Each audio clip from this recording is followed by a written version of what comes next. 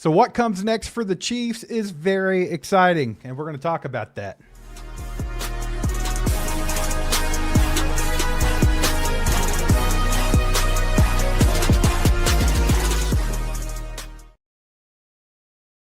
What is up, ladies and gentlemen? How we all doing, Chiefs Kingdom, ACU crew, NFL fans? Hope everybody's doing well. You guys roll on in here. Mike's got a ghost out of the blue for no reason right at the beginning of the show. Let's freaking go. Y'all hit that like button for us as you're rolling in here. Let's get this out to more people. Also want to shout out Prize Picks for sponsoring tonight's live stream. We'll have more on them here in just a little bit. And we're going to talk about what's coming next for the Chiefs now that camp's wrapped up. But before we get into that, Mike, we got to wrap up camp. Yeah, camp is fully wrapped. It feels like we were just begging to start this thing. Dude, it goes by quick. And it's over, right? But look, with all good things, they come to an end, and then we start a new chapter. So it's time for us to get into some preseason games. We got 2 more, and then it's time to get into the season. It's going to be a fun season, I think, this year. I don't know how it's going to play out. It feels like every day we can't get rid of this injury bug. Like, it just keeps hammering and hammering and hammering. Hopefully we get it all out of our system early this year. Yeah, for sure. Guys, go click on that poll. Vote. I want to see who you guys think had the best camp overall as far as players go. If you don't like the 3 options, you got other, and you can put it in the chat and let us know. But, Mike, let's just go ahead and wrap up camp as a whole. Not just today. There's a video out for that. If you guys want to see what happened exactly today, I dropped a video earlier. You can go watch that. Please go watch that after this if you haven't yet. Click that like button, leave comments, all that fun stuff. But, Mike, let's wrap up camp as a whole, man. I'm going to go over the 5 biggest storylines I pulled from camp all together. Let's go. And we'll talk about each one. And you guys get in the chat, and you let us know exactly what you think about it, too. The biggest story overall to me, Mike, after camp, it has to be Patrick Mahomes. Looks like Patrick Mahomes again. The recovery has gone well. He's looking good, and I think he's going to be ready to start come week 1. I think that's the biggest story from camp, right? Yeah, I think that's a major story. That was one that we had going in. How was he going to look? What was the knee going to be? Is he going to be ready for week 1? We heard that all off season. We tried to lay out a timeline. Like, look, we wasn't getting inside information from a doctor. We wasn't talking to Patrick Mahomes on the side. I wasn't shooting him a text like Adam Schefter or nothing. But if you took some common sense, you seen how he approached it, you looked at the previous timelines of other players that went through this, and you look at just Patrick Mahomes' grit and determination and how he operates, there was never a doubt that he was going to be back for week 1, the way he handled this in all offseason. And again, to this day, a lot of people will come on here and be like, look, let's not rush him back. He should take off the first month. What's the point? If he wants to play and he's cleared by all medical doctors, there's no point of holding him out just to hold him out. There's no point. He's going – look, if he looks fine now, he's going to look the same in a month. That's the thing. It's all mental at this point.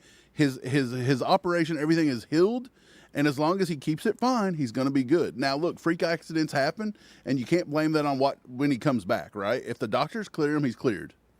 Yeah, I mean, he was fully cleared before camp. Obviously, he participated in everything at camp. 11 on 11 immediately, progressed right into the padded work. And by the final week, you know, he's been planning, cutting, rolling out, improvising like he always does, man. And I think it's really good to see. And I bet it really sucks for people that hate on the Chiefs to see, because I think Patrick Mahomes is going to be ready to go. Denver fans, they're going to talk a lot of trash about week 1, but actually they're probably scared, to be quite honest about it. Mike, let's roll on to the number 2 story of the entire training camp. And I think this one, it's a big one to me, because this was an important position for obvious reasons going into this season. And I think it's Khalil Benson, who went from a rookie UDFA tryout type guy to legitimately fighting for the starting job at right tackle. He kind of took everybody by storm, because everyone just assumed Jalen Moore was going to be that guy. Andy Reid even said that Jalen Moore was going to get first crack at it. But then once camp started, Khalil Benson's been running with the ones every chance they get. It almost seems like he is that guy and it's his spot to lose. What do you think about Khalil Benson, man? Do you think he's going to be that starting right tackle? And were you expecting that before camp started? I wasn't expecting it. I was expecting a healthy battle. Andy started it off with Benson, hey, we need to see what we have. He's UDFA. He's got good mechanics. He's got good this, good that. We need to see what we got. That's where it started. The longer it's went, he's done that. He's now slid down into right guard. That's where he started the other day because Trey Smith got injured or whatever. Look, when Trey Smith comes back, it's still going to be him and Jalen Moore. Did I read something today that said Jalen Moore's actually going to get the start tomorrow at right tackle, or did they decide on Benson? That I don't know. Or not I tomorrow. think I'm sorry. I keep saying tomorrow you're like talking today's about the Friday, game but I on- mean Saturday, yeah. Yeah, Khalil Benson's back at tackle, I think, because Jalen Moore's playing left tackle. Okay, that's what they're going to roll with in the preseason? Yeah, if you watch my video from today, you would know that. Just so everybody out there knows. Yeah, so look, do I think that Khalil Benson has wrapped the job up 100%? I can't say it's 100% at this point. I can't. There's It still feels a lot like of it, though, time. doesn't it? It feels like it. It really does. But again, they paid a lot of money to Jalen Moore, and we've yet to really see what he can do. Look, if he gets a crack at it and he does really well, it's possible they decided to just let Khalil Benson be like a utility type lineman that can go up and down and play right guard, right tackle. Maybe he gets a slot at left guard or left tackle at some point in the future. Who knows? But I'm with you. I think it's been a pleasant surprise with him. Esapole, have we figured out the injury with Esapole the other day? Have we got a time frame on that one? I haven't heard anything about that. It must be nothing. Yeah, because as far Andy as I'm didn't concerned. address that today. He addressed Ashton Gelati saying he may be back if rehab goes well here in the next 3 to 4 weeks. And then they talked about Jeff Caldwell's knee. He hyperextended it, I guess. So nothing crazy there. And we'll talk about Jeff Caldwell in a little bit because there's a lot of theories being thrown around there. But yeah, I'm with you. I think Khalil Benson's a good story. He's the Cinderella story from camp, right? I mean, going from UDFA Yes, as that it comes not a lot from of people know UDFA. about. Yeah, not for the sure. best rookie at camp, though. No, I wouldn't say that. Not at all, because that's going to take me to storyline number 3. Cyrus Allen becomes the breakout skill position player of the camp. I think a lot of people kind of felt it coming, and Cyrus Allen came in there and just absolutely cooked and showed people that he could be a huge weapon in this offense. Mike, they've even came out and said that he's going to have a significant role in this offense. There were even stories throughout camp by national media where they were talking about how the Chiefs had compared him to Stephon Diggs, that they thought that was the type of player that he was. Also, if you just kind of watch different plays that he makes through camp and through the first preseason game, he almost gives you that Stephon Diggs feel, but you also see a little bit of like Tyreek Hill in this kid, with like the jump catch and things like that. Not saying that they're that similar, but this guy is getting separation right now. He's super athletic. He seems to have really good chemistry with Patrick Mahomes, which is huge. And obviously the Chiefs have a ton of confidence in this kid. He was their first top 30 visit in the draft, and somehow they got to wait around till round 5 to get him. I think he was their first option at wide receiver. I really do. And now they're using him like crazy, man. So, I mean, can't say enough about Cyrus Allen. So far, he showed up. Cyrus Allen is looking to be the real deal. Again, could it just be camp hype and then he fades off into oblivion like the Justin Rosses of the world? It's possible, but I think it's very, very unlikely. I really feel like Cyrus Allen, I feel like they've hit something here. He seems to be a guy that the scouts actually found that kind of flew under the radar. He fits the mold of what the Chiefs want really well. Look, he's coming in. He's replacing guys like, say, Hollywood Brown from last year, who, by the way, was one of Patrick Mahomes' best receivers, and he's over in Philly, and they're saying, look, if they wouldn't have paid him so much money, he probably don't even make the 53. Yeah, that's how bad he's pretty doing. Underwhelming. So I feel like Cyrus Allen is going to be able to come in here and do it. He's going to look better than what we've had, in my opinion, and I'm not 100% sold on a lot of Chiefs Kingdom saying, look, Andy Reid, rookie wide receiver, he ain't going to get any run. I don't believe this. I think he's working himself into a pretty good chunk of plays. They're wanting to get him involved. We've heard this over and over. We're seeing it over and over. I don't think he's going to be just lost into oblivion here. He could literally play like maybe some of the Worthy, some of the Rashee Rice stuff. And I know he wasn't as high of a draft pick, but he's worked himself into this offense. And it's hard to take a guy like that off the field because he has a good route tree. He's very good off the line. He's got some of the best route releases we've seen maybe on this team that we've had in years. This kid's going to be really good, and I don't think you can keep him on the sideline. Yeah, I think that's the difference with Cyrus Allen and who's normally like the camp darling, right? Because usually the camp darling is somebody that probably ends up not contributing when the season starts. Hell, half the time they don't even make the team after everyone hypes them up. But I think Cyrus Allen's going to be the guy that got all the hype, was the camp darling, and then he's actually going to contribute on this offense this season. So I think that's really cool. And like I said, let me interrupt for just 1 second. If you take Cyrus Allen out of the equation, who was the guy that was that this year? It was Andrew Armstrong. Not taking nothing away from him, but he was the UDFA come out of nowhere. He was the the good feel good story. That Look, done brother, well. I'm still not convinced Andrew Armstrong shouldn't be on this team. I'm not either. I'm just saying he's good. Andrew Armstrong is the typical off-season darling that you would see during camp. Cyrus Allen's not that. Cyrus Allen is the real deal. Andrew Armstrong could still fall into that camp hype thing. Yeah, for sure. Mike, we got a 5-bomb from our boy Todd. What's up, Todd? Good to see you, brother. He's asking real quick, what is a rupture? I had a tear, and it took 6 months to heal. This is Todd talking about the injury to Ashton Gelati. Yeah. They said today that he had a ruptured plantar fascia. Okay, so basically what I was reading from Matt Derrick talked to one of the trainers, and they said that a rupture is actually better than a tear or a partial tear or something like that because you can still play through it. Like you can literally play through it and it still heal up. And I think the timeline was somewhere around a month, like 3 weeks to a month. And this is something where he could come back while it's still healing and it'll continue to heal. So I don't know a whole lot about this. Obviously, I'm not a doctor. I'm not a trainer. I don't know any of that. I'm just telling you what I know, Todd.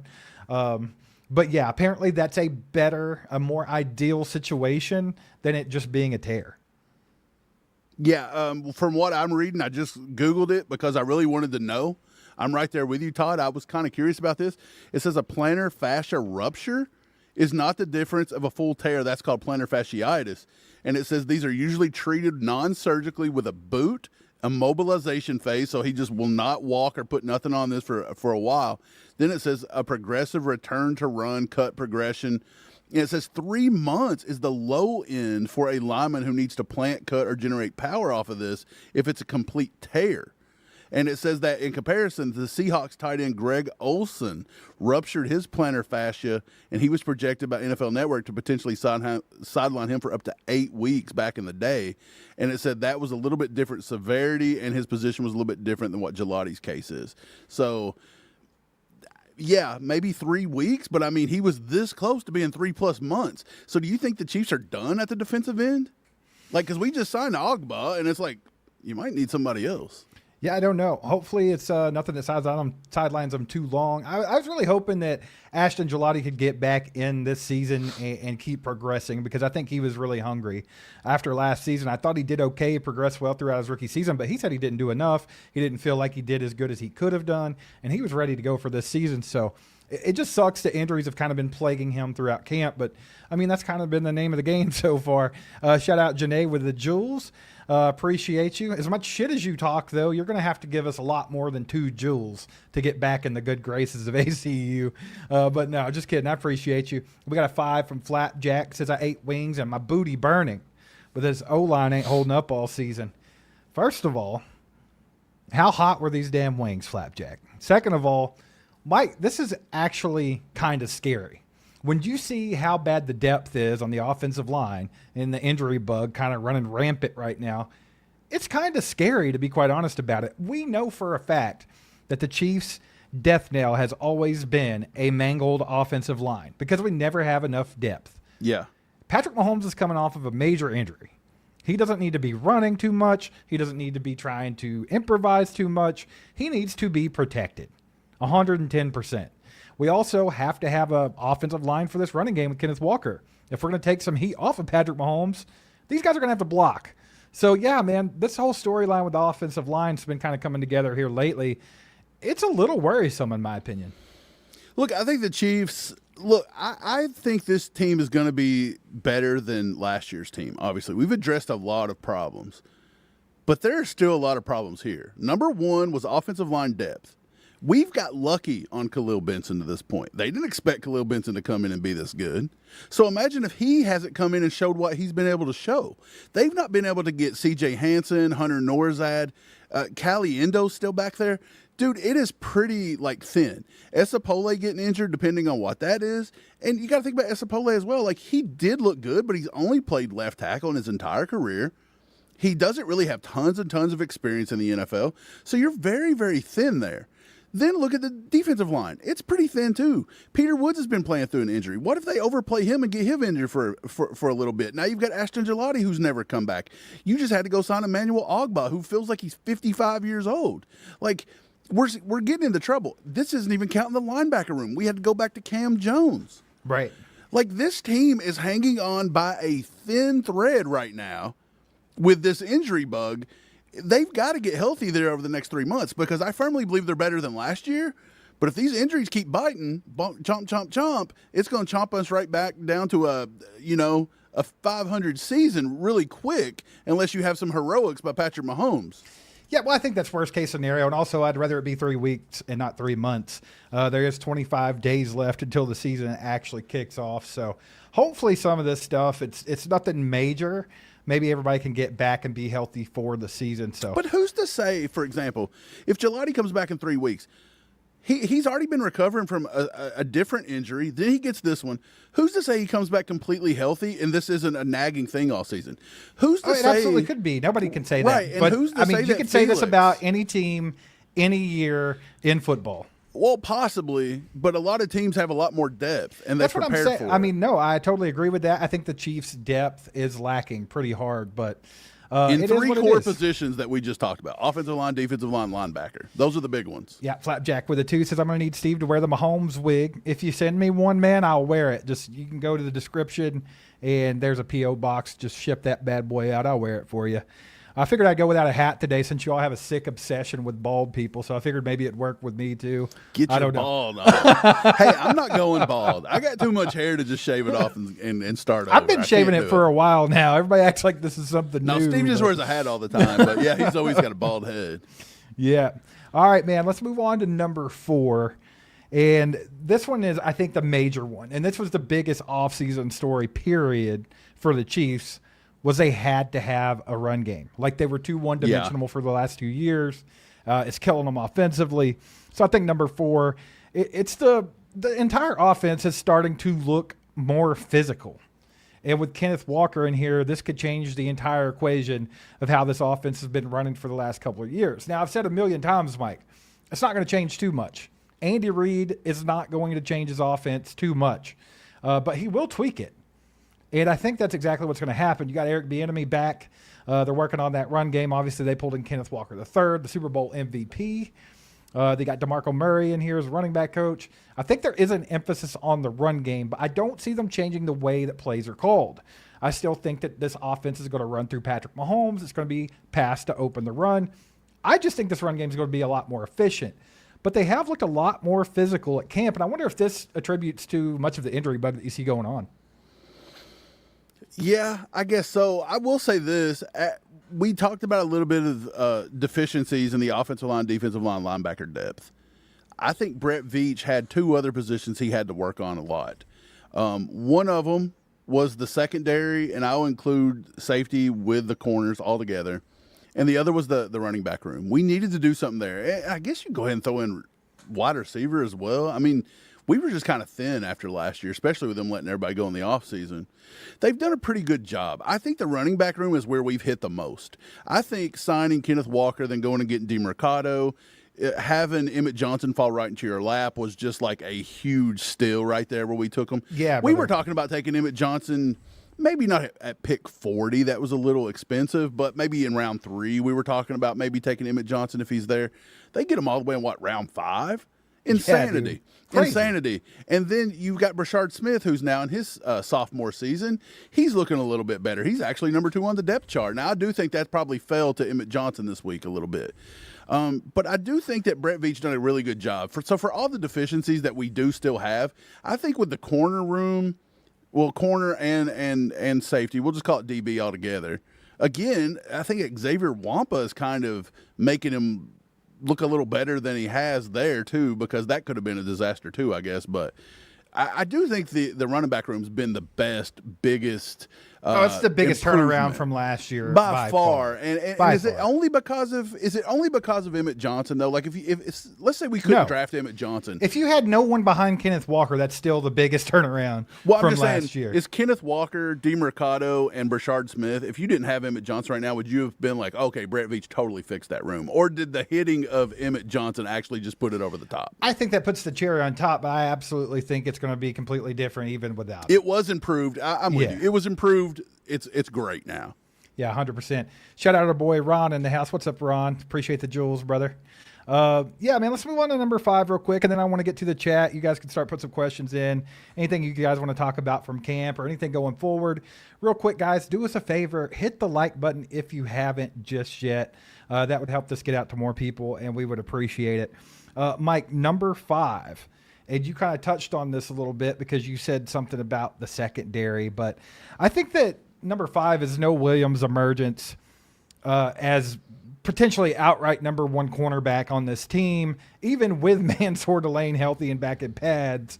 Yeah. I think this kind of eases people's fears about this completely rebuilt secondary. When you see Noah Williams out there doing what he's doing and also how good he played last year in limited snaps, I think you think about him, Mansour Delane, and then whoever ends up getting that nickel position or getting the most snaps there, I think it's going to be a committee type deal. But even getting Shamari Connor back to safety is a huge win for the Chiefs. Massive Absolutely. win. So I really do think that the secondary looks like it could be actually pretty good. Now, we talked about the defense as a whole, all these new faces, all these young players. Spags defense is not the easiest thing to get into, learn quickly, and get comfortable. So this could be one of those seasons where it feels like it takes 7 or 8 weeks for this defense to gel. It absolutely could. But Yeah. they could absolutely be good right off the rip. We'll just have to wait and see. Yeah, it's possible. And I'm under the firm belief, I've always been like this. If you guys have been watching this channel for, 5 years now, we're going into our 5th season. If you've watched and listened and paid attention to anything I've ever said, you know that there's 2 different kinds of defensive mentalities out there. It's a good secondary causes a good pass rush, or a good pass rush causes a great secondary. It's that one. I'm under the assumption, and I will that always be the guy that says the better your pass rush, the better your secondary. So, look, if this pass rush continues to go this year and not generate pressure, let's just say Gelati doesn't get back, Ogba doesn't work, FAU ends up like re-hurting himself because God knows he's been injured or sucks for the last 3 or 4 years. If these rookies can't really get it going, like Peter Woods, or maybe his injury turns in, and Omar Norman-Lott can't get back off the PUP list, and we're just out here just scraggling with Karlaftis and GK again, or George Karlaftis and Chris Jones, that secondary is going to get exposed a little bit. But I will say this. The secondary has been really good because of the emergence of Noah Williams. Like, to your point, yes, you could trade up for Delane, and I think they went out and got Delane because he's physical. We've seen that in camp. And he is fast, and he is a Spags prototype guy. He looks like a Christian Gonzalez back there, to be honest. Good. Like He's he's really got good. a very like Christian Gonzalez-esque type of frame and the way he plays in my Very opinion. sticky. But here's the thing. Noah Williams, they've seen what they had last year. They traded up to get Noah Williams last year, if y'all remember. They traded up. They really liked him. When McDuffie went down, you seen what Noah Williams could do. He was highly rated when, but even PFF, those slap nuts half the time don't even know how to rate people, and they were rating him really high when he was getting playing time. So I think the Chiefs knew what they had. They knew if you compare it with Delane, you were fine, and if they could maybe squeeze off 1 or 2, like mid-veterans, maybe get Christian Fulton to play a little bit, and they got that with our boy L'Jarius Sneed's coming back, and he looks okay, at least from what we've seen. I think they fixed that pretty well, and to be honest, Noah Williams is more physical. Well, he's way more physical, and he's way more of a Spags prototype guy than Trent McDuffie was. Trent McDuffie was not like the most physical dude in the world. Like, he was scrappy and he'd stick in your back pocket, but he got completely bullied a few times. Just go watch the CeeDee Lamb game. Like, CeeDee Lamb, that one game, I would have said, look, I can't pay McDuffie, and we didn't. I think that's the game that killed McDuffie's career here. Yeah. Mike, I hate to just discredit everything you just said with one name, but you left one out, and I think this guy could actually be the difference maker this year, and that's R. Mason Thomas. He's the only guy you didn't mention, and this guy's been going absolutely insane so far. Had a really good camp, looked really good in the preseason game the other day. If he can prove to be able to stop the run, which it looked like he might be able to do that in the preseason game, I think he's the real deal when it comes to pass rush. I don't think we're going to have to worry as much about not being able to get pressure on quarterbacks as long as R. Mason Thomas is getting a lot of snaps. The kid's entirely too fast. He's very Nick Bonito-esque, and he closes so fast that he actually gets to quarterbacks. He's not just chasing them around George Karlaftis style. He's going to get them on the ground. So I think R. Mason Thomas is huge. If this kid can stay healthy and he can keep progressing the way that he is, I think it's about damn time we got a speed rusher in this house, and I want to see a lot of him because I think basically what you were saying is a good pass rush makes a good secondary. That's Yeah. just what it is. It's always been that way. That is a fact. If you have our Mason Thomas over there who's not going to give quarterbacks all day to sit around in the pocket, I think our secondary is in good shape. Yeah, look, I didn't mean to leave R. Mason Thomas out. I thought you were setting me up for my talk. Yeah, we'll say it. That's what I was doing. It's just one of those things where I find it pretty hard to say a rookie on a defensive line is going to come in and just be a difference maker like that. It's few and far between to find that kind of stuff because R. Mason Thomas is good, but let's not forget he's a little undersized. He can be swallowed up with really good technique and really stout linemen. You know, Denver's not a shaky team at offensive line. So week one, you're going to see how good he is. Is he Nick Benito, the second coming of Nick Benito? Because you're going to watch Nick Benito probably tee off on Josh Simmons a few times. And Josh Simmons is really good. And I think he'll be better this year than last year. But then we're going to get to see R. Mason Thomas going up against their guys. And they got a good offensive line. Well, let's see what he can do. Nick Benito models his game after those undersized guys. I mean, he's actually noted like, hey, I love Nick Benito. That's why he ended up where he was at. R. Mason. Yeah, exactly. And also, he talks about Von Miller a lot. All those guys, I think, are guys that Nick Benito, or not Nick Benito, but R. Mason Thomas. I've got you talking about Nick. Could be. Nick the Quick. Man, why didn't we draft him? I mean, just a crazy thing to pass up. We begged for Nick Benito. We tried so hard. Mike, we got a 10 bomb from Red in the house. Let's go, baby. Says you guys are awesome. Love the knowledge you guys Appreciate have. you, Keep Red. it up. Yeah, appreciate you, buddy. Thank you so much for the support. And we also have this comment here, Mike. You got it starred. It says, I lived in Louisville for 8 years. We had a little Chiefs get together at Roosters. I wish I'd met y'all when I was out there. Which Roosters was it, KC Combatives? Because we used to go to Roosters on Dixie up near the West End, up near Shively. And we would watch UK Where games. you don't want to be. A lot of Kentucky basketball games up in there, man. So we got wild. We would take over the entire back room back there. So we may have crossed paths and didn't even know it. Potentially. That's awesome. Guys, appreciate y'all being here. Do us a favor, hit that like button, get this out to more people. Also, you can share it out if you want to on your social media or whatever. See if we can get some more people in here, talk some Chiefs, wrap this camp thing up. Mike, when we get back from this message from our sponsor here, I want to talk about what's coming next for the Chiefs because there are 2 more preseason games. I think there are some guys on the roster that need to perform well in these 2 preseason games to potentially make the 53-man. So we'll talk about all that much more. But real quick, let's put some selections in for Prize Picks.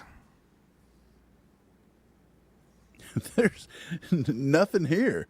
You know, we're just going to go ahead and not play this one because this isn't the right one to play. And look, let's just go ahead and do our own Prize Picks thing here. Go down in the comments and hit the link. Use code HMA, and this is our picks from the other day that we didn't hit on. CJ Daniels actually destroyed us. Cyrus Allen didn't get to 23.5, and Emmett Johnson actually destroyed 27.5. So if you want to follow along with those throughout the year, okay, follow along throughout the year. I promise it'll be a little bit better than the preseason, and you can go down in the comments or in the description, hit that link, use code HMA, and follow us on the app at All Chiefed Up. You can tell those picks and shout out Prize Picks for sponsoring this and sponsoring us throughout the season. And baby. don't go back and pick those picks again because they lost. Yeah, don't Surprise, pick CJ Daniels those for lost. nothing. Don't do it. Next week, CJ Daniels is going to go crazy. Shout out Mickey with the jewels. Appreciate you. All right, man. So here's what we got. Camp's done. We got a couple of preseason games coming up. Mike, who are the guys that are teeter-tottering on that bubble that you think have to absolutely show out in these last 2 games to make a claim to be on this 53-man roster? Or do you think that it's pretty much set in stone? I don't think it's completely set. There's a few guys, and if we go through every position of need or where there's some battles, we can talk about each one if you want. I think at wide receiver, we'll start there. I think 6 and 7 right now belongs to Nico Remigio and Andrew Armstrong. And I believe whoever out of those 2, Andrew Armstrong, in my opinion, Remigio is probably edging him out because of special teams. If Andrew Armstrong balls out over the next 2-3 weeks till cut down, they're either going to take 7 or he could be the one that pushes Nico right off. But if he does, that means Brashard Smith's going to have to step up a lot in special teams, or they're going to have to use Cyrus Allen. And look, I'm not opposed to using Cyrus Allen in special teams. I would much rather him be a punt returner, have the ball in his hand like we used to do Tyreek Hill, not a gunner. Okay? I would rather him do that instead of something so physical. And I do know, like, yeah, you can get hit, you can make moves and cuts and hurt yourself and this and that, but I feel better if Cyrus Allen is in a position where he's got the ball in his hand, you know? But I'll say Andrew Armstrong right now from that is Andrew Armstrong and Remigio. Remigio's probably edged him. Armstrong could surpass him in the next few weeks, but it's going to take a lot. What do you think? I don't know, man. I think it's tough. Like, when I think about it, like, Remigio could offer you something on offense. They just never use him in the offense. They don't do it.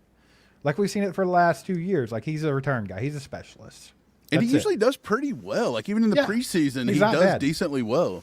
Now, I think if you're talking complete, just offensively, Andrew Armstrong's going to offer you more than Nico Remigio. He's bigger. He's faster. He's more physical. He's definitely going to be better blocking. We've seen that. Him just bullying guys out there on the edge or out wide. I don't know, man. I would like to think that seems more valuable to the team overall than just a return man. But we've been saying this for a couple years now. Like, is just being that return guy enough to get you on the roster? And the answer so far has been yes, absolutely. So at this point, I'm with you. I think Nico Remigio is going to be your 6. I don't know if they'll go 7. I really don't. If they decide to, they've only done this one other time, and that was back with Justin Ross and all that crap. But I think back then they thought they had something with Justin Ross. It just didn't pan out, and I think they didn't want to give him a chance to go anywhere else. So I think that's why they went 7.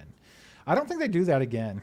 I think it's going to be 6, and I absolutely think it's going to be Nico Remigio at the moment. So you think Andrew Armstrong is going to be on the practice squad more than likely? I would love him to be on the roster because I think he's very valuable. But I think he could be a guy that maybe is gone because some other team's going to get him. We've seen the Chiefs. Okay, let's look at this for a second. Andrew Armstrong gives you the X wide receiver that we've been wanting here. That big physical. Now, look, is he completely sold into that? Like, is he going to be the next, like, T.O. or something? I don't know. I can't say that for sure, but he's looked just as promising as anybody we've had. People were just horned up over Jeff Caldwell, and this kid come out of nowhere and just ate Caldwell's lunch this entire, this entire camp. Caldwell is exactly what we thought he was. This kid's an incredible athlete. But he is not a put-together receiver. But Andrew Armstrong wasn't – nobody thought he was going to come in and do nothing. He would come from a small school, and nobody thought that was going to be there. And he's actually shown – from Arkansas, brother. He's shown out a little bit. Yeah, but he wasn't used a lot there, so I don't know. Nobody expected Andrew Armstrong to be that good. Let's just put it that way. Right. We've always wanted this. Now, they did sign Tyquan Thornton to play that X role, but he's still not like the MVS type either. He's not that big physical blocker. He's not that. So, I mean, you've got a chance to get the Andrew Armstrong on the roster right now. Now, he's done enough that I do believe Andy loves that in a receiver. And if you put him on the practice squad, Andrew Armstrong could be a guy somebody could snatch. 100%. They would snatch him over Jeff Caldwell in a heartbeat. Yeah, I think so. I think they got to keep Andrew Armstrong. If you need that and that's something you want to get back to, I think you have to keep him here. I don't think you can do what you just said and say, look, we're not taking 7, we're taking 6, and it's going to be Nico. We're putting you on the practice squad. He's gone. That wouldn't surprise me a bit. No, because it was just 2 years ago Amir Smith-Marset looked like he was a shoe-in to make it. We traded him. Right. We traded his ass right out of Kansas City. Absolutely. We do that kind of thing. Are they going to do that with Andrew Armstrong? Maybe. Don't do it. Mike, we got 5 gifted memberships from our girl Brenda. Let's freaking go. If you guys got one of those, make sure to thank her in the chat. Welcome to the crew. Thanks for the support, Brenda. We appreciate you as always. That's freaking awesome. Yeah, man, is there any other guy? Like, obviously there's others, but like, I feel like that's the main like conversation we have every season is like that wide receiver bubble. Right. Well, there's more people because you asked who are some who needs to do well over these next 2 to 3 weeks. I think at tight end you got Brenning Stool versus Trey Watson. Which one you go in there? Is it Brenning Stool? Is he going to be enough? Trey Watson. And then I think if you go to the defensive side of the ball, you've got a few guys like is Tyreek Smith going to now be able to get on as a defensive end if Gelati can't get back in here? Like, do you have to go that route? How's the linebacker room going to look now? Like, are you going to end up taking Cam Jones on the roster? Like, we just signed him, and 3 weeks later he's going to make the 53? What are you going to do with all these corners? Because you actually got some pretty good corners. Like, you're in a position where you could trade Christian Fulton or cut Christian Fulton I think now. linebacker's a very interesting room to talk about. And obviously, let's throw injuries to the side for now. And obviously, that could be a big thing with that room because it's so thin. But you're looking at, obviously, Nick Bolton and Drew Tranquil. And then you got Jack Cochran, who obviously Spags loves the kid. He's dealing with some injury stuff right now. But Coop McDonald, I thought he looked really good last year. I think he could continue to progress. He's going to start. He's going to play I this think year so. pretty well. And then you get to the outside of it there, and you still got Jeffrey Bossa. This guy, he's had a good camp. Yeah, for sure. I think he's looked really good. I thought he looked good in the preseason game. This is a kid that he's kind of that tweener type guy where he could be a safety, he could be a linebacker, but he's all over the field. He'll hit you hard, very fast, very athletic. And if you think back to last year during camp, Mike, Jeffrey Bossa was in Steve Spagnuolo's hip pocket, kind of learning that green dot type Yeah, he thing. was green dotting him, huh? So I'm wondering if he might have a little bit of emergence this season to where it's like, okay, Jeffrey Bossa is a player. That's a possibility. I do think Coop McDonald's going to be good. And like you said, I mean, Cam Jones could absolutely make this roster. He's a special teams guy, too. Yeah, so that one's a real interesting room to me. I know you have some other guys on the outside there, like Wesley Basaint. I haven't seen a whole lot out of him in camp. But yeah, it seems pretty cut and dry when you really look at it. It's probably going to be like top four. Sometimes they'll take like 5 linebackers because they like to use them in special teams. But yeah, that one's a really interesting room to me. Look, I think they take Jack Cochran. Let's talk about the linebacker room really quick. I think they're going to take Tranquil. I think they take Bolton, obviously, 100%. And then I think Jack Cochran is the one that they're going to take. Like, that's your They'll 3 take with Jack Coop Cochran, McDonald. absolutely. I think those probably your 4 that they're definitely taking. So do they take 6? So 2 more. You're taking.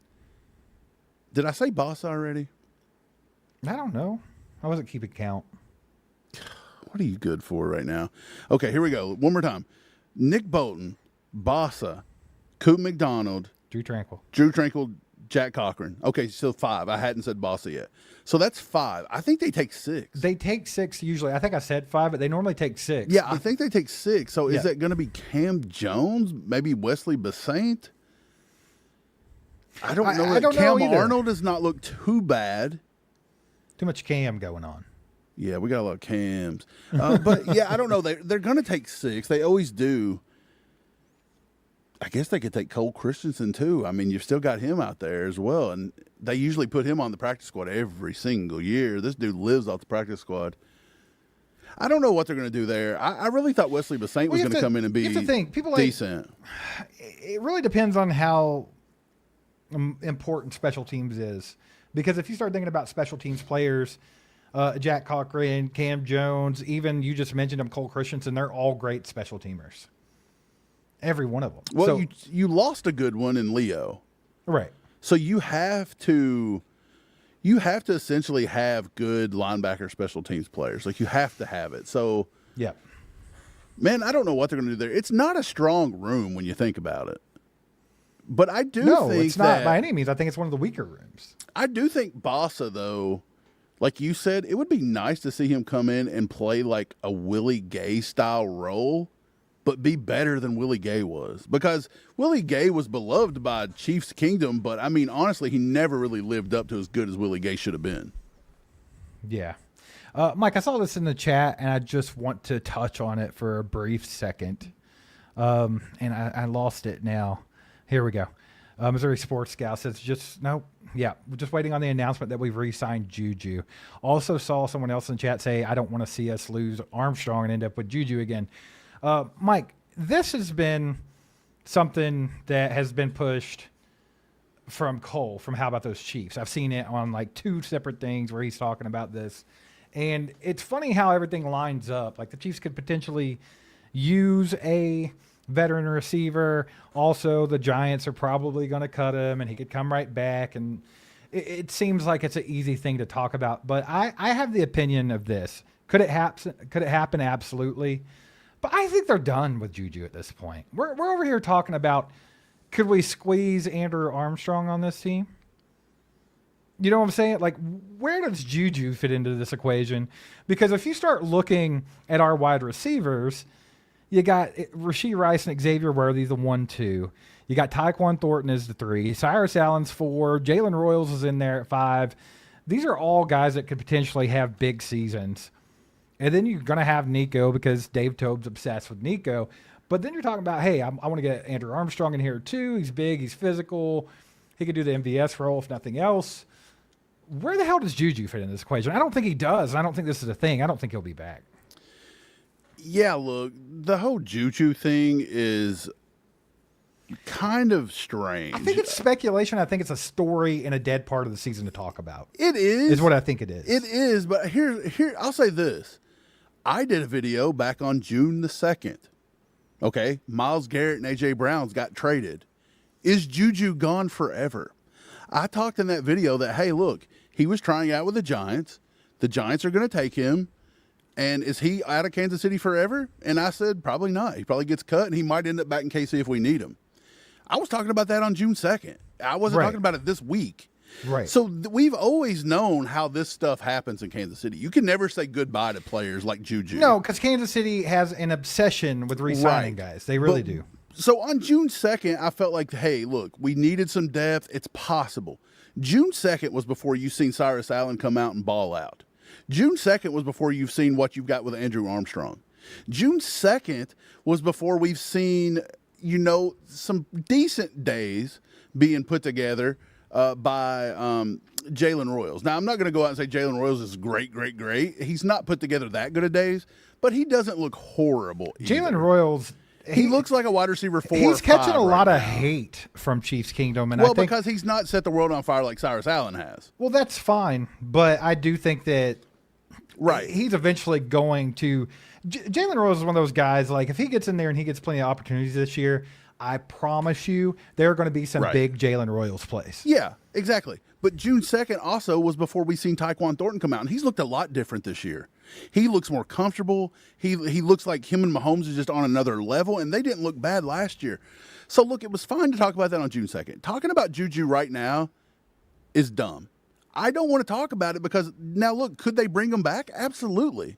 I'm not saying they wouldn't if he was to be signed tomorrow. If he gets signed in the middle of this absolutely live, could happen. I would believe it because Brett Veach can't quit people. Yeah, it's he true. can't do it. He can't quit Enos or whatever his name is from the movie, Jack Nasty or whatever it is. I have no idea what in the hell you're talking about right now. The Brokeback Mountain. Okay, he's one gay cowboy and Juju's the other one, and they I can't thought quit McCole each Hardman other. was. Well, McCole, they just all. I thought Derek Nottie was. They swap. Brett Veach is Cam always Jones one has of also them, entered the conversation. and then the ex-Chiefs player is the other guy. But that's how it works. He can't quit like old past guys, and so could he be brought back? Yes, but I think with the emergence of Andrew Armstrong, Cyrus Allen playing very, very good, like. Is there value to bringing back Juju? A little bit, but you also got to look. Juju didn't set the world on fire last year. I think he finished the season in the last 8 or 9 games with like 5 catches. Here's what you have with Juju. You have a guy that can move the chains. You have a guy that's pretty reliable, to be honest, and he can block very well. He does the dirty work. He's a veteran. He knows things. That's Juju in a nutshell. I don't think Juju's going to be considered a guy that's going to be a 1,000-yard receiver. Those days are over. Like, Juju has been in the league for 27 years, and the guy's not even 30 yet. So, to me, I feel like that ship has sailed. I don't think Juju does come back. Like you said, though, if it does happen, if it happened right now, I wouldn't be shocked at all. But well, Mikey Like Stuff says Cole is obsessed with getting a veteran wide receiver and a veteran edge rusher. It says almost every video he mentions those two things. I don't think there's anything wrong with those two things, but what does a veteran wide receiver do for this team right now? That's the thing, right? A veteran edge rusher helps. Well, but if you go Ogbah? before training camp, go back before training camp, and I think that it makes total sense if you were sitting there thinking like, man, we probably should get a Stephon Diggs or someone that could come in here and be a veteran presence in the wide receiver room. But when you go to camp and you start realizing what you have with Cyrus Allen, do you really want to take opportunities away from a young kid like that because of some old dude that's not very good? I don't want Juju to come in, and as good as Juju is, and well, he's not that great, or the Giants. I mean, if you can't make that team. Yeah, right. So that's what I'm saying. You can't make these other teams. Hollywood's struggling to make the Eagles like they've got the greatest. They don't even got A.J. Brown on the roster anymore, and this guy can't make the team. Right. And we had brought him in and signed him like he was God's gift to the wide receiver room. Yeah. Yep. So that's what I'm saying. Wide receivers in Kansas City come in here and we just think they're great, and then they go elsewhere and can't even make a simple team. They can't even make the team. Mike, over under on CEH playing for the Chiefs again before it's all said and Hell no. done. No, dead serious. Nothing. I'm not doing it. I'm not saying you. If Brad Beach brings in look, I think Juju over CEH. Oh yeah, of course. Of course. But look, did Cole like Emmanuel Ogbah signing because that was a veteran edge rusher? Yeah, that don't really move the needle at all, does it? It doesn't move the needle, but how many veterans really are going to move the needle for you right now? And so you got to ask yourself, do you want to keep doing like at a certain point you could have done it. Like you said, a veteran wide receiver with the name of Stephon Diggs, that's great. Juju, what's the point? Yeah. Jadeveon Clowney, possibly. Emmanuel Ogbah, he's solid. You know, who else? At this point, it's all come and gone. You missed your mark. Let's just go into the season with the young guys, let the young guys develop. Yeah, I think it's what you got to do. Take your lumps and move on. I feel like Ogbah was nothing more than like we have to have a little bit of depth here just in case of injuries and things like that. I don't know. I think Ogbah was 100% because they were sensing there was some problems with Gelati and other things, and then Gelati ends up hurting himself literally again. Yeah, he's been hurt one or most of two camp. days. Yeah, but he's been hurt the whole time, like you said. So, Yeah. And then Peter Woods has been playing injured. He played injured during the Rams game, and I'm wondering why are we even letting the dude play? Like, put him on the sideline and let this dude heal up. Do you want another Omar Norman Lott situation? Yeah, I can't wait to see if he can get back this season. Why do we push these guys so hard? Like we're some kind of like hard ass team that has to get out here and just really push through injuries and this and that. Like, let the guy have a few days off and let him heal. Like, we didn't really push Cyrus Allen through anything, and then he come back in a few days and never missed a beat. Personally, I feel like there's a fine line with that.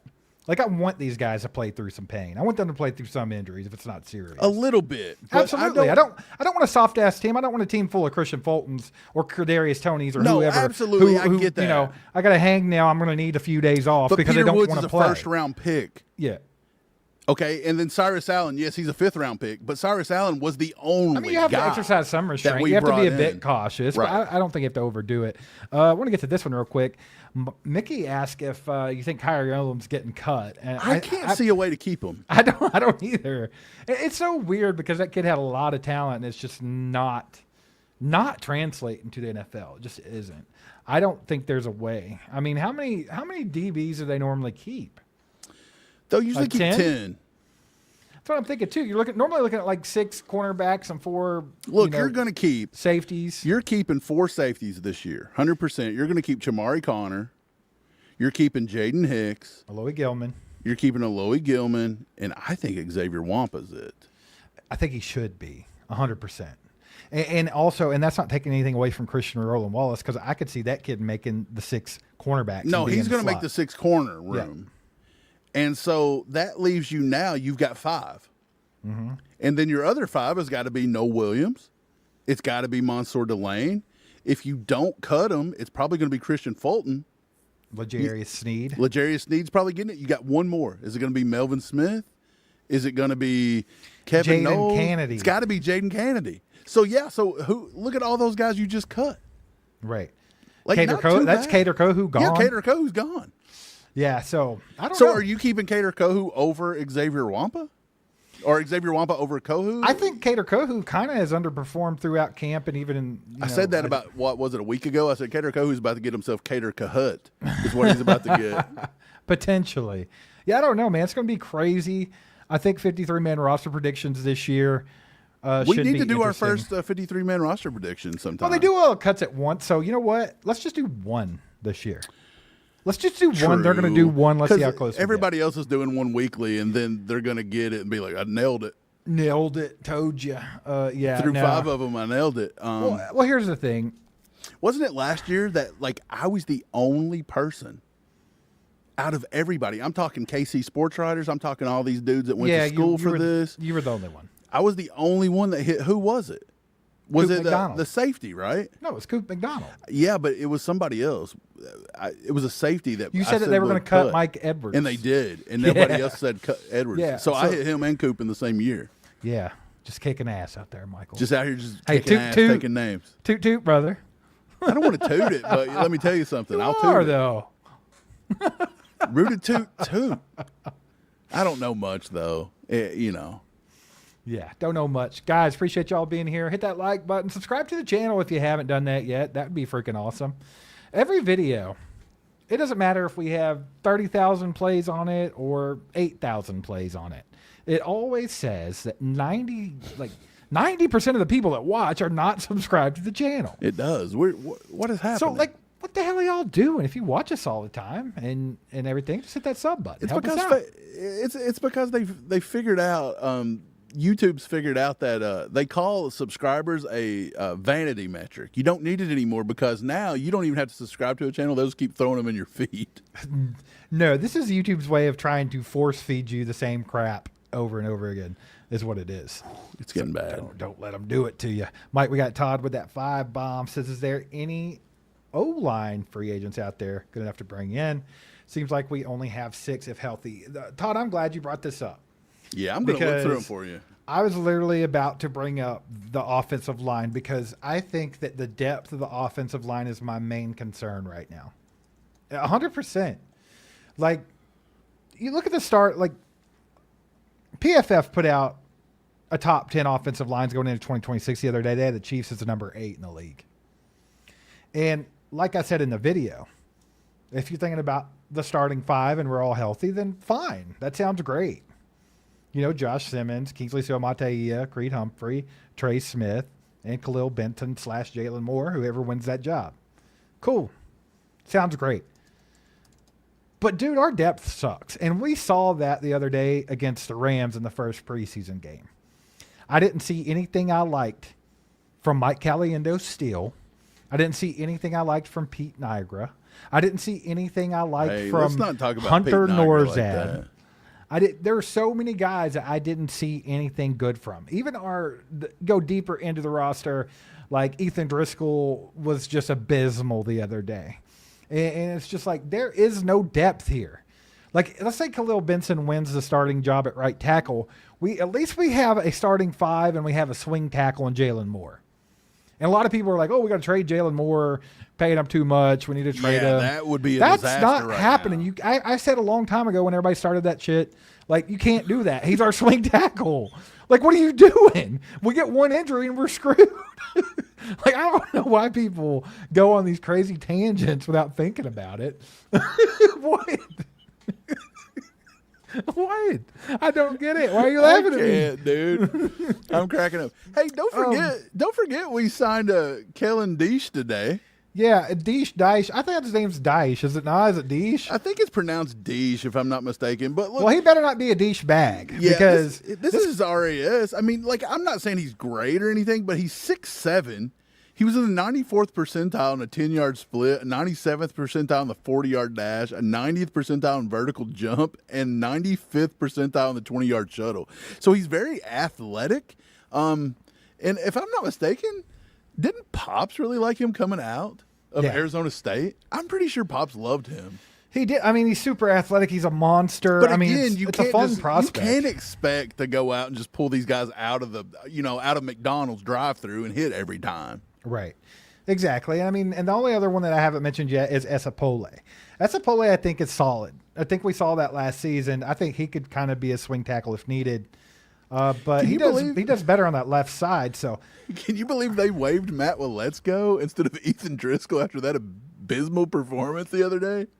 well, it was I an thought injury Driscoll- designation. So they Yeah, were but look, I thought Driscoll would be just back in Louisville, just working Working at rallies Roosters? or something. Yeah, he might be working at the Roosters over near St. Matthews. go get me some chicken wings and hang out with Ethan Driscoll. I mean, Brother, he struggled. but look, Driscoll's done good things over the last couple of years as depth in the offensive line. So I mean, sometimes you can't look at one game and just completely. But that was bad. It was real bad. Don't get me wrong. But no, man. Outside of Jalen Moore and Esapole, I don't have much faith in the depth we have at offensive line. So it's pretty scary to me. I think that's definitely like the one thing that concerns me a bit is the depth of the offensive line. Maybe that's PTSD because we lost 2 Super Bowls because of it. We shit the bed all last year, like because of it. Like I don't know. Oh yeah, Chew Godric. I forgot about him, Chiefer. Oh Chooch. Brother, if we got to put Chew Godric in here, We're in you're trouble. hurting. We're in trouble. You're hurting. That's what I'm saying. Yeah. If it's so bad that we said, hey, don't forget Chew Godric, say that name, and then somebody across the street just said, bless you. They thought I sneezed.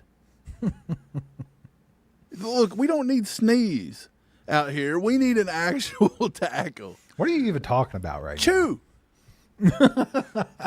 Look, he's like Chong. Remember him and what's his name? Old Cheech and Chong got arrested for smoking the ganja driving down the street in It was Kansas. him and Wanye. That's what I'm saying. Wanye's in Atlanta. Yeah, so is Juwan Taylor. Maybe Chew can go to Atlanta. Bless you. Let's go. Guys, we're going to be here for a few more minutes. If you have any questions you want to get in, go ahead and throw those in the chat. We'll get to those. But once again, appreciate you all for being here. Hit the like button, share this out, all that fun stuff. Cheaper called Chooch Godric. That's funny. That's literally what we just said. We didn't say Chooch, did we? I did. I said a chew. Oh, you said Chooch. Okay, I'm sorry. You don't listen to me. We I do listen, but the neighbor was screaming about, bless you, and Yeah, I was trying to listen, Sammy says Godric. Is that his name? Godric. He doesn't Been count on the against team the for 17 53-man years. roster.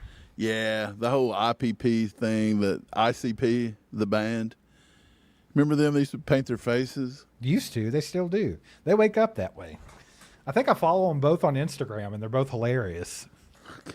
Yeah, they're good Well, accounts to follow. Just go They follow play them. right tackle for the Chief. Yeah, maybe.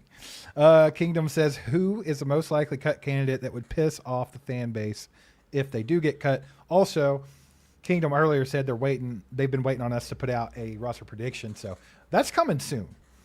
We'll probably do that. Mike, you think we'll do it before the last preseason game?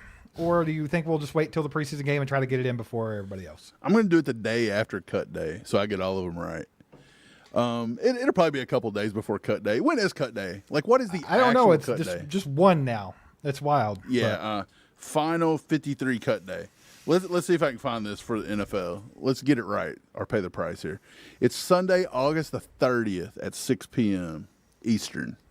So we'll get out. We'll get one out before that. We'll get one out before that day. Not going to guarantee how many we get right. But, Steve, who's the most likely cut candidate that would piss off the fan base? Right now, I feel like maybe Andrew Armstrong is right there.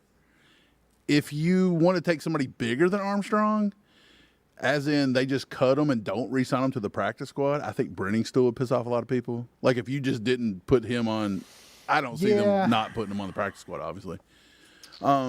Man, honestly, I don't know. Brett Veach is going to do a lot of weird roster maneuvering, right? Like, he's going to use that stupid thing where you got some handshake deals where you cut the guy and then you bring them back. Pup list IR / Yeah, they're going to use all these tricks, Yeah. so it makes it so hard to hit these cut things. Yeah. I don't know. I don't think many people would be pissed off if Christian Fulton didn't make the team. I honestly don't think people would be up in arms because of Emmett Johnson, how well he is. I don't think they'd be up in arms if Dean Mercado got hit. I got one for you. No shade, by the way, but I got one for you.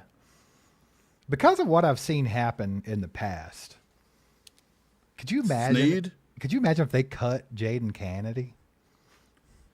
Oh, I don't think that's a thing though, right? Yeah, but well, I didn't mean, think he's I gotta be didn't in the think that bottom. Kamal Haddon was going to get cut. He was a 5th-round draft pick. And he I had didn't- played so well in the preseason. Right. But you're not going to cut a 4th-round pick. A guy like Khalif House, he came in there and absolutely killed it, and they just cut him. You're not cutting a 4th-round pick. Although I I will don't say, think they would, but just think about that for a second. That would piss people off. didn't the Chiefs? Look, it was a long time ago, but we cut a 3rd-round safety one time out of Notre Dame named Kavari Russell. Remember him? Yes. Cut that ass. He's working like at Yeah, dude. McDonald's up here So somewhere. I think to answer your question, if it's somebody that they would just piss them off, I think it would be him or Snead or somebody like that, right? it would have to be like I said, DeMarcado, maybe Rashard Smith would piss people off, but I don't see him getting cut. Yeah, me neither. Missouri Sports Gal said, did you see your old insurance man or / dungeon master Slaughter playing for the Chargers? Thought he said he believes he's better. He believes he's better than Creed. Wait, he said that? No, he didn't say that. Bro, he was There's no way that he came out there in the dungeon master robe and said he's better than Creed Humphrey. this dude was LARPing or something at the time. And he didn't know what he was doing. He's LARPing as a center in the NFL. There ain't no way. But didn't somebody else on that team just like take a brutal injury? Their center? They lost their center for the season. They're a little banged up, man. They're a little banged It's up. the Chargers. Yeah. Like, dude, the Chargers and the 49ers are like, we talk about injuries every year, but those two teams, dude, what happens in Southern California over there? It's like Chernobyl or something. Too much radiation in the air. Too many taxes. Y'all getting taxed into injuries. Into oblivion. That's what's happening. Guys, appreciate y'all being here. Hit that like button on the way out if you haven't already. Also, shout out Prize Picks for sponsoring tonight's live stream. You can get down in the description. Get Prize Picks and use code HMA when you're signing up. And real quick, before we log off tonight, Mike, I wanted to show everybody there's been a little revamp over at the All Chiefed Up merch store. Somebody turned the lights out over there. Let's go, baby. In honor of the season kicking off, there's been a full blackout at the All Chiefed Up merch store. Get your asses over there because there's a good deal going on right now. $25 off any order over $100 with the code blackout. So you can get a lot of this merchandise. If you go to the store, check it out, merch.allchiefedup.com. This is what you're going to see over there right now. I got the hat, the beanie, the mug, a couple of hoodies, and a couple of T-shirts. You guys want to get these before they're gone and use that code blackout before it's gone. And let's celebrate the start of the season, baby. I'm about to get that Western Lights Auto out, one, baby. brother. That Western Auto one is sick, baby. We're going to have to get one. We're going to have to get one. I think I'm going to be ordering myself one of those and probably one of our logo too because it's badass. So. Hey, we may even throw out one of those as a giveaway or something at a members only. Yeah, we might have So to do that. $4.99. Sign up to be a member. You might be able to get one of those bad boys. Yeah, but merch.allchiefedup.com will take you directly to our store and you can check all this stuff out. And like I said, use that code blackout before it's gone. Hell yeah, baby. Football's back. Why not celebrate it by having good merchandise? Football is back. Hey, Saturday versus the Bucks, 6:30 Central, correct? Yeah, we're going to be live streaming the entire game. Dude, we're live streaming the whole game. Every And game this season. Look, we had a good one the other day. It was fun. It was preseason. We're still preseason. We're still working things out. We're still trying to get our scoreboard under control. We've got a different one this week than last week. We're trying to look. We're experimenting right now. Yeah. It's an experimentation time. We're like a teen girl in college, just experimenting out there, just kissing girls and drinking and acting foolish. Mike's getting too horned up. I'm not getting horned up. I just watch too many of those stupid shows, where what is it? Where Mox played quarterback. What's that show called? Varsity Friday Night Blues? Lights. I got you. Oh yeah, Varsity Blues. You're way off. I got brother. that confused with Friday Night Lights Mike, with Billy Bob. from someone that comes from your era, that's blasphemy Brother- to screw up Varsity Blues. Dude, I love Vanderbeek and Varsity Blues, but I got it mixed up with Billy Bob Thornton because I was watching Bad News Bears the other day. That movie's hilarious. Nice tit, Singleberg. That's my favorite part. Man, Billy Bob Thornton is great. No matter. No matter how you look at it, no matter what movie it is, he's a badass and it rules. But yeah. Let's go. Guys, we'll see you guys next time. And yeah, be on the lookout because Saturday we're going to be streaming the entire game. So get over here and hang out with us. Watch the game. We're going to call it play-by-play. It'll be fun. And we'll see you guys next time. Go Chiefs. Wow.